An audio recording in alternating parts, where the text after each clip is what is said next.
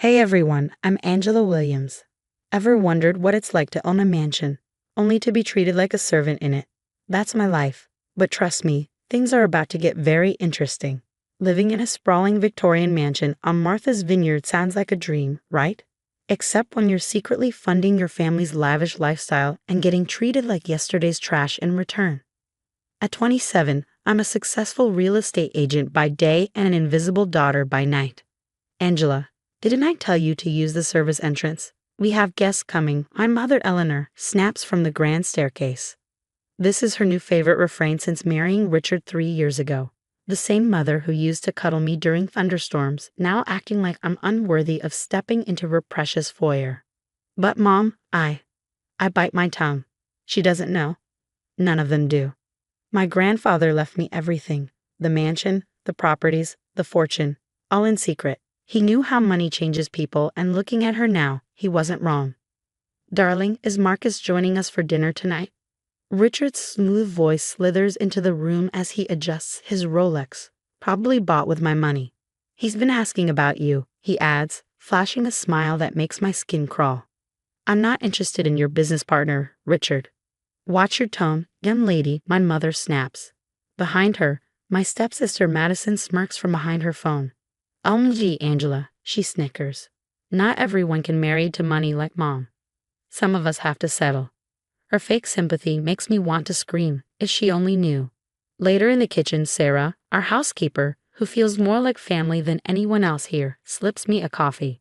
Your grandfather would be proud of how you're handling this, honey. But are you sure you want to keep paying for their lifestyle? Just a little longer, Sarah. Everything's about to change. My phone buzzes. It's James, my best friend since 3rd grade. Angela, you won't believe what I found about Richard's business dealings. Tell me over lunch tomorrow. Usual spot. Sure, but your family won't approve of you meeting me at a diner, he jokes. Good thing I stopped caring about their approval around the same time Mom started caring more about Richard's social calendar than me, I reply. Madison saunters into the kitchen, still glued to her phone. Still hanging out with that nobody James. You know, Marcus asked about your schedule. Maybe I'll tell him you're free Friday. Back off, Madison. I mean it. Or what? You'll tattle to Mommy, please. She barely remembers you exist as Daddy came along. I grip the counter, feeling the weight of the property deeds hidden upstairs. Soon, they'll all know exactly who they've been stepping on. But for now, I plaster on a fake smile and retreat to my room. As I pass the family portrait in the hall, I notice the arrangement. Mom standing tall with Richard and Madison, while I'm shoved into the corner like an afterthought. My phone lights up with another text from James, ready to show them who really owns their precious lifestyle. Not yet, I reply, but soon, very soon. Little do they know their perfect world is on the brink of collapse, and I'll be watching from the top floor of the mansion when it does. Later, the sound of the slap echoed through the kitchen, my cheek stinging from Mom's diamond-clad hand. How dare you bring that nobody into my house? She hissed. James stood frozen in the doorway, breakfast forgotten. It's 7 a.m., Eleanor, he said calmly. Angela lives here too. Not for long if she keeps disrespecting this family's standards, she spat, grabbing my arm, her manicured nails digging into my skin. Marcus has been asking about you, Angela, and instead of pursuing a respectable relationship, you're entertaining this. This what, Mom? A friend who actually cares about me? Her glare burned through me as she stormed out. That evening, Madison's poison spread through our social circle like wildfire. While I reviewed property documents in my room, Richard barged in unannounced. We need to discuss your future, he declared. What future? I asked, keeping my tone neutral. Marcus is prepared to offer you a position in the merged company. After the wedding. What wedding? Don't play coy. It's time you contributed to this family. The merger with Marcus's firm could save our financial situation. Financial situation? That caught my attention. As Richard rambled about arrangements, I spotted a bank statement peeking from his pocket. When he left, I texted James, "Need your hacking skills. Something's wrong with Mom's trust fund." James called back immediately. Angela, you need to see this. Richard's been draining Eleanor's accounts, offshore holdings, fake companies. She's about to lose everything. Everything she thinks she has. I whispered, touching my bruised cheek. Help me nail him, James. But before we could act, Mom burst into my room, fury etched on her face. "You've been snooping into our finances?" she shrieked, ripping through my closet like a woman possessed. "Ungrateful little witch. After everything we've done for you. Everything you've done. Like replacing my father with a calm man. Like letting Madison spread lies about me. Your father was weak," he snapped. "Richard gives us class, status, everything you're too pathetic to appreciate." She grabbed my laptop, her grip unrelenting, and raised it as if to smash it against the wall. "Mom, stop," I cried, panic lacing my voice. "Why?" "So you can keep conspiring with James, planning to ruin my marriage." She swung the laptop toward the wall, but Sarah rushed in just in time, catching it midair. "Mrs. Williams, the guests are arriving for dinner," Sarah said firmly, her tone calm but commanding. Mom froze, her expression shifting instantly to her perfect society smile. "We'll finish this discussion later," she said, smoothing her hair as if nothing had happened. She strode downstairs, ready to play the perfect hostess, leaving me amidst the wreckage of my shredded clothes. I sank to the floor, hands trembling, and texted James, "Get everything you have on Richard. It's time." Sarah knelt beside me, her voice a soft whisper. "Your grandfather's study. There's something in the safe you need to see." I nodded, standing on shaky legs. In the mirror, Mom's handprint was still visible on my cheek, a cruel reminder of the price I pay for speaking the truth. Sometimes the deepest wounds come from the people who should love us most. But tonight, that changes. Tonight, I stop being the victim in my own home. At midnight, the door to my room crashed open. Mom stood in the doorway, trembling, clutching my grandfather's property papers in her manicured hands. "What is this?" she demanded, her voice cracking. "What is this?" "Careful with those, Mother," I said coolly. "They're worth more than your entire wardrobe." Richard appeared behind her, his face red with fury. "You little liar, all this time, all this time." "What, Richard?" I snapped. "While you were draining Mom's trust fund?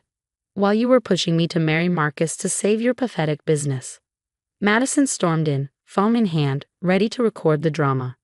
"Daddy, what's happening?" "What's happening?" I said, my voice steady, "is that your precious daddy married Mom thinking she was the heir to my grandfather's fortune. But surprise, I own everything. The mansion, the properties, the money. All of it." "That's impossible." Mom's voice broke. "Dad would never." "Never what?" "Protect his assets from a daughter who abandoned her child for status. He watched you change, Mom. Watched you choose Richard and Madison over me. So he made sure his fortune went to someone who actually cared about family, not social climbing." Richard lunged toward me, but a firm hand caught his shoulder. Marcus stepped into the room, James right behind him. "I wouldn't do that, Richard," Marcus said coldly. "The FBI tends to frown on assaulting people while under investigation for fraud." Madison's phone clattered to the floor. "What investigation?" she whispered. James pulled out his laptop, his expression deadly calm. "Show them, Marcus." "With pleasure," Marcus replied. "You see, Richard, while you were busy trying to force a merger through Angela, you didn't realize I was working with a forensic accounting team. We have everything, the embezzlement, the offshore accounts, even Madison's little sabotage campaign against Angela's real estate firm." Richard's face turned purple with rage. You were working with them," he spat, pointing at me. "No, Richard," I said with icy clarity. "They were working for me. This is my house, remember?" Mom collapsed into a chair, tears streaming down her face. "Angela, baby, I'm so sorry. I remember when you were little how we used to bake cookies in the kitchen. Remember? We can fix this, start over. Like you tried to fix my face this morning, or my reputation last week. Save your Oscar performance, Mom. I've watched you choose them over me for 3 years. But I'm your mother," she cried. "No," I said, my voice unwavering. "A mother protects her child. A mother loves unconditionally. You're just another social climber who got played at her own game." Richard made a dash for the door, but security guards were waiting. Marcus nodded to the officers. "Mr. Thompson, you're under arrest for financial fraud and embezzlement," one of them said. As they led Richard away, Madison screamed, "This is all your fault. I'll tell everyone what you did." "Go ahead," I said calmly. "Tell them how you sabotaged your stepsister while living in her house, spending her money. I'm sure the country club will love that story." Mom reached for my hand one last time, her voice trembling. Please, Angela, I can change. We can be a family again. I looked down at her tear-streaked face, remembering every slap, every insult, every betrayal. You're right, Mom, I said softly. Things are going to change, starting with your living arrangements. Get out of my house. All of you. James put his arm around my shoulders as they left, Madison's sobs echoing down the hallway. You okay? I touched the property papers, my grandfather's final gift of protection. I am now. I finally am. The morning my family moved out was eerily quiet, the sound of expensive luggage scraping across marble floors the only echo in the mansion. Richard faced years in prison, not just for defrauding me, but for a string of other scams Marcus had spent years uncovering. Your father's files just came in from the FBI, James said, dropping a thick folder on my desk. Marcus built this case for years. He just needed the right moment. Sarah, now the hotel manager, brought in coffee, her crisp uniform a badge of her fresh start. Madison's once envied social circle had collapsed entirely. People don't take kindly to discovering their friend lived off her stepsister's generosity while spreading lies about her. A headline on my tablet caught my eye. Former socialite Eleanor William now serving at local diner. The same diner where she had thrown wine at a server last Christmas. Karma has impeccable timing. The mansion's transformation into the William Heritage Hotel was my first real victory. The kitchen where Mom had slapped me now housed a 5-star restaurant. Each renovation felt like reclaiming another piece of myself. Mom tried one last time, showing up in her waitress uniform. Please, Angela, we can start over, she begged, tears streaking her face. No, Mom, you're not sorry, you're desperate. I handed her a debt repayment schedule. You'll pay back every penny Richard stole. That's the only relationship we'll ever have now, strictly business. As security escorted her out, a weight I hadn't realized I was carrying lifted. The hotel exceeded all expectations. Sarah managed it with brilliance and James handled the financial side with his usual expertise. My personal victory, though, came 3 months later. Ready to see your new house? James asked, dangling a set of keys. The modern beachfront property stood gleaming in the sunset, its floor-to-ceiling windows reflecting the golden light. Private beach access, open spaces, most importantly, no memories of abuse within its walls. The previous owner was asking $2 million, James mentioned as we walked through the airy living room. Worth every penny, I said, stepping onto the balcony and breathing in the ocean air. To never see Mom's crocodile tears or Madison's smug sneer again.